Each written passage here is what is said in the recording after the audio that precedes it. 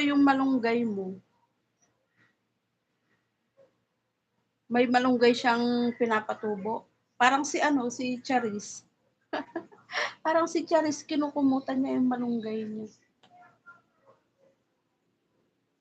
Yun yung tanim niyang lemongrass, pinasok niya dun sa loob sa kusina yata nila. Ang saluyot, lagyan ko itlog sislori. Ano yun, ginisang saluyot, siskatya, tapos lalagyan mo siya ng itlog. Pati malunggay, hindi din mabuhay dito, nilalamig. Ay, ganun. Eh, ano yung mga kwan nyo, siskatya, binibili nyo na lang. Mga imported na malunggay at saluyot.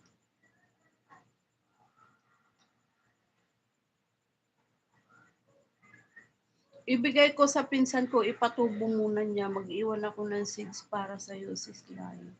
O mag-iwan siya ng buto ng ng saluyot at saka buto ng okra.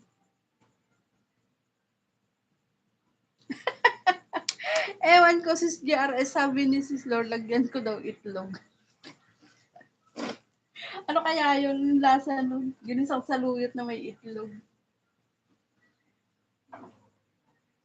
O diba? Paksiw na saluyot, yun masarap. So, di kaya naghaluan mo ng labong, ng sitaw, lutong Ilocano. Okra, di ako makitanim here. Bakit? Pag summer, bumibili na akong fresh lutuin na lang. Export. Ano, saluyot siguro. Bakit naman hindi nabubuhay din dyan sa inyo sa Slaylano yung okra? Wala ba dyan sa Luyos, Siska? Okra ateng mas madaling mabuhay. Paso-paso lang. Opo, pwede din naman yung paso sa yung saluyot, pwede mo rin itanim sa ano. Sino nadulas? Walang nadulas. Yung saluyot at okra, Maricoy, madulas. Meron si Slor sa city. O yun nga, masarap nga paksiw na saluyot. Pwede sa paso ateng. Opo, pwede yung saluyot sa ano, sa paso. Diba? Pagka 2 dangkal na yan, may magdadahon na. Ingat kayo sa snow, madulas ngayon. Nadulas ang saluyot, sis Born. Laging magbota kasi madulas nga sa snow. Siguro. Dun sa kaibigan ni Sis Katya, dun sa video niya, nag-i-snow din dun sa kanila. Si Grace, yung Grace, ayun. Marico yung saluyot. Madulas yun, pero masarap daw ang madulas. At tignan ko nga, kailang pan na tayo. Ay, malapit na akong mag-end. Naka 1 oras na yaw-yaw na ako. Ano na lang, 2 minutes na lang. O, mag-set na yung magla-live dyan. Naka 1 oras na rin tayong nagyaw-yaw.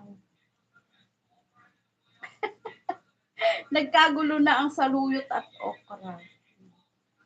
Pwede yung paghaluin mo tapos ipaksiw mo.